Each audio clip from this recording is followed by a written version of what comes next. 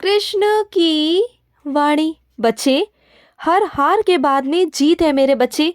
तुम अगर चीज़ें करोगे नहीं, हार के डर से डर जाओगे और पीछे हट जाओगे, तो ऐसा कैसे चलेगा बताओ। देखो मेरी बात, अगर तुम असफल हुए हो, बार बार असफल हुए हो, तो ज़रूरी तो नहीं ना तुम बार बार असफल रहो, ऐसा ज़रूरी तो नहीं ना मेरे बच्चे। जितनी बार तुम हारे हो, जितनी बार तुम असफल रहे हो, वहाँ से तुम्हें कुछ सबक मिले हैं, वहाँ से तुम्हें कुछ सीख मिली है, वहाँ से तुम्हें कुछ अनुभव मिले हैं, और वही अनुभव तुम्हें जिताएंगे मेरे बच्चे। और तुम्हारी जीत तो लिख दी गई है, जीत तो तुम्हें मिलेगी ही मिलेगी। तुम्हारे हाथ में तुम्हारी जीत आएगी, ज़रूर आएगी, तुम जीतोगे। लेकिन उसके लिए मेरे बच्चे, तुम्हें अपनी कोशिशों को जारी रखना पड़ेगा। ऐसे नहीं कि आज तुमने कोशिश की, कल नहीं करी, परसों करी, तरसों नहीं करी, ऐसा नहीं चलता। जब कोशिश करते हो तो लगातार करो, लगातार कोशिश करोगे तो नामुमकिन चीज़ भी मुमकिन हो जाएगी। हार भी तुम्हारी जीत में बदल जाएगी, परिवर्तित हो जाएगी मेरे बच्चे। और जीत तुम्हारे हाथ में रख दूंगा मैं, तुम्हारा कान्हा जीत को तुम्हारे हाथ में रख देगा। तुमने क्या सोचा हुआ है कि कुछ नहीं होगा? होगा, ज़रूर होगा। जीत तो मैंने लिख दी है तुम्हारे जीवन में, तुम्हारी किस्मत में। बस इंतज़ार है तो तुम्हारी कोशिश करने का, इंतज़ार है तुम्हारी मेहनत का। बस इस बार मैं इंतज़ार कर रहा हूँ कि तुम मेहनत करो, कोशिश करो, और वो जीत मैं तुम्हारे हाथ में रख दूँ। तुम जीत जाओगे मेरे बच्चे, इस बार ज़रूर जीतोगे। कोशिश करो, सिर्फ मेरे कहने पर एक कोशिश और, सिर्फ एक कोशिश। मायूस मत हो, उदास मत हो जाएगा, इस बार हो जाएगा मेरे बच्चे। और सुनो, जो कोई अपना तुमसे रूठा हुआ है ना, उसे तुम मनाने के लिए सिर्फ एक आध तरीका ही तुमने अपनाया, और तुम तरीके अपना नहीं रहे हो। लेकिन अगर तुम तरीके से सोचोगे, अपनी समझ से सोचोगे ना कि वो इंसान किस तरीके से मानेगा, किस तरीके से मानेगा, तो वो तरीका सोचो, एक ऐसा तरीका जो करने से ही ना वो मान जाए एक ही बार में। ऐसा कुछ करो, कुछ अलग सा मेरे बच्चे, जो एक ही बार में वो मान जाए। कुछ ऐसा अलग सा करो, सोचो, अपना दिमाग लगाओ कि वो इंसान किस चीज़ से ज़्यादा जुड़ा हुआ है। जिस चीज़ से वो सबसे ज़्यादा जुड़ा हुआ है ना, उसी तरीके से वो मानेगा। ध्यान रखना है इस बात को। और सुनो, तुम्हें अगर किसी को कोई बात कहनी है, तो बीच में किसी को भी माध्यम मत बनाओ। किसी को तुम्हें माध्यम नहीं बनाना है, अपनी बात को जाकर खुद रखना है।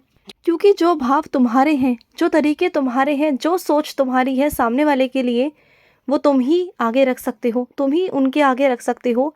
कोई तीसरा इंसान नहीं रख सकता मेरे बच्चे। तो किसी को भी माध्यम मत बनाना, खुद से कहना, ठीक है ना। और सुनो, मेरी भागवत गीता जो तुम पढ़ रहे हो ना रोज़, उसे सिर्फ पढ़ो मत, उन्हें समझो भी सही, उनके अर्थों को समझो। मैं नहीं कहता कि जल्दबाजी में पूरा अध्याय ख़त्म कर दो, ऐसा नहीं करना। तुम्हें एक एक श्लोक को पढ़ना है, समझना है, उनका अर्थ समझना है, और उन्हें अपने जीवन में भी उतारना है। चाहे पूरा दिन में एक श्लोक पढ़ो, उनका अनुवाद करो, उनके अर्थ समझो और अपने जीवन में उतारो। अगर तुम ऐसा करोगे ना, तो मुझे बहुत खुशी मिलेगी। सिर्फ पढ़कर तोते की तरह ये सब नहीं करना मेरे बच्चे। अगर कोई मेरी भागवत गीता को 3-4 बार पढ़ भी लेता है और उसके बाद भी वो अपने जीवन में बदलाव नहीं करता, तो फ़ायदा क्या है मेरे बच्चे उसका, बताओ। अगर वो उसे समझ नहीं रहा, सिर्फ पढ़ रहा है, तो उसका कोई मतलब नहीं मेरे बच्चे, कोई मतलब नहीं। मेरी भागवत गीता पढ़ने से ना तुम्हें अपने जीवन में सुधार दिखना चाहिए, तुम्हें जीवन में रास्ते मिलने चाहिए। और ये तभी होंगे जब तुम ध्यान से पढ़ोगे, जब तुम बहुत बहुत विश्वास से पढ़ोगे ना, तब जाकर तुम्हें समझ में आएगा। जब तुम भागवत गीता के एक एक श्लोक को, एक एक शब्द को अपने जीवन में उतारोगे ना, तब जाकर तुम्हें समझ में आएगा कि हाँ, भागवत गीता पढ़ने से तुम्हारे जीवन में परिवर्तन हो रहे हैं। और परिवर्तन तो होते हैं मेरे बच्चे, ज़रूर होते हैं, ये मेरा विश्वास है। लेकिन बस तुम्हें थोड़ा सा अलग तरीके से पढ़ना होगा, सोच समझकर, मन से, एकचित मन से, चंचल मन से नहीं मेरे बच्चे। तुम्हारा मन बहुत चंचल है। जब तुम पढ़ते हो ना, तब तुम्हारा ध्यान इधर से उधर भटकता है, जो नहीं भटकना चाहिए। और अभी हाल ही में मेरे बच्चे, तुमने किसी से कोई काम कहा था, तुमने बहुत जगह पूछा, बहुत जगह कोशिश की, सबने मना कर दिया, सबने हाथ खड़ा कर दिया। तो सुनो मेरी बात को, ऐसा नहीं कि वो काम नहीं होगा तुम्हारा, वो काम होगा, ज़रूर होगा। सिर्फ तुम्हें दिखाना चाहता था कि देखो दुनिया को, दुनिया कितनी मतलबी है। तुम्हें काम पड़ा तो किसी ने भी तुम्हारा साथ नहीं दिया, और जब सबका काम पड़ता है ना, तो तुम सबकी मदद करते हो। लेकिन इसका मतलब ये नहीं मेरे बच्चे कि तुम मदद करना छोड़ दो, नहीं, तुम अपनी अच्छाइयों पर भरोसा करो। मैं तुम्हें ये दिखाना चाहता हूँ कि चाहे किसी ने तुम्हारा साथ दिया हो ना दिया हो, तुम्हारी अच्छाई के कारण तुम्हारा कान्हा तुम्हारा साथ देगा, तुम्हारा काम मैं करवाऊँगा, चिंता मत करना। बस मैं तुम्हें ये बताना चाहता हूँ कि इस दुनिया से उम्मीद मत करो, अगर उम्मीद करनी है तो मुझसे करो, और अपने अच्छे कर्म करना छोड़ना मत, कभी मत छोड़ना, क्योंकि तुम्हारे अच्छे कर्मों की वजह से मैं तुम्हारी ज़िंदगी में हूँ, और जब तक मैं हूँ ना तुम्हारी ज़िंदगी में, तुम्हें किसी की ज़रूरत नहीं। अरे तुम्हें ज़रूरत पड़ेगी नहीं, क्योंकि मैं तुम्हारी ज़िंदगी में रहूँगा ना, तो सारे काम वैसे ही हो जाएंगे। तुम्हें किसी के भी आगे हाथ फैलाने की या कुछ कहने करने की कोई ज़रूरत पड़ेगी नहीं ना।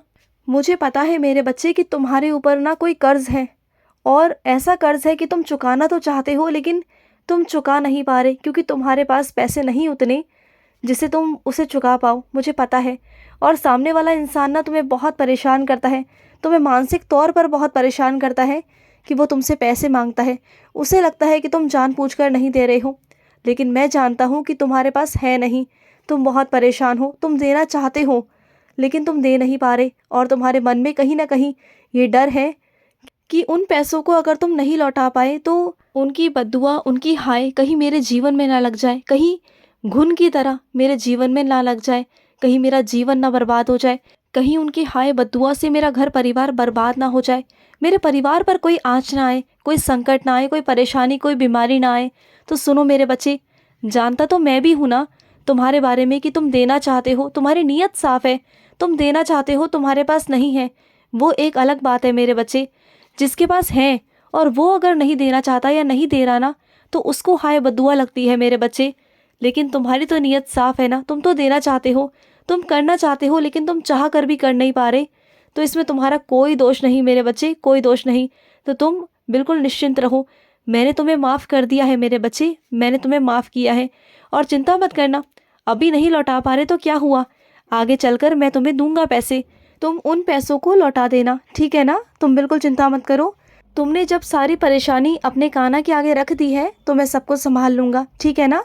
चिंता बिल्कुल भी मत करो। और सुनो, जब तुम मुझे स्नान कराते हो ना मेरे बच्चे, तो मुझे गुनगुने पानी से ही कराया करो, मुझे ना ठंड लगती है। और जब स्नान कराते हो ना तो दरवाज़ा बंद कर दिया करो, बहुत ठंडी ठंडी हवा आती है मेरे बच्चे। जैसे तुम्हें ठंड लगती है ना, वैसे मुझे भी लगती है, तो दरवाज़ा बंद कर कर मुझे नहलाया करो, ठीक है ना। और कुछ मेरे बच्चे इतने स्वाभिमानी हैं, इतने स्वाभिमानी हैं कि उन्हें कितनी भी ज़रूरत होगी ना तो वो कभी भी किसी से कुछ नहीं कहेंगे, कुछ नहीं मांगेंगे, बल्कि वो जानते हैं अच्छे से कि अगर वो एक आवाज़ लगा देना, सिर्फ एक मदद की पुकार लगा दे, तो बहुत लोग हैं उनके आसपास ऐसे जो उनसे बहुत प्यार करते हैं और सब उनकी मदद करने को तैयार हो जाएंगे तुरंत में। सब लोग उनकी मदद करेंगे, लेकिन क्या है ना, वो खुद ही नहीं चाहते कि उनकी कोई मदद करे। तो सुनो मेरे बच्चे, तुम स्वाभिमानी हो, ये बहुत अच्छी बात है, लेकिन जब ऐसे वक्त में आ जाओ ना कि तुम्हें किसी का सहारा लेना पड़े, तो किसी का सहारा लेना, किसी की मदद लेना, ये कोई बुरी बात नहीं होती मेरे बच्चे। मैंने ये दुनिया बनाई है और हर चीज़ एक दूसरे से जुड़ी हुई है, ऐसे ही तो दुनिया चलती है मेरे बच्चे। जैसे तुम्हें किसी की ज़रूरत पड़ेगी तो कल को उसे भी तुम्हारी ज़रूरत पड़ सकती है ना।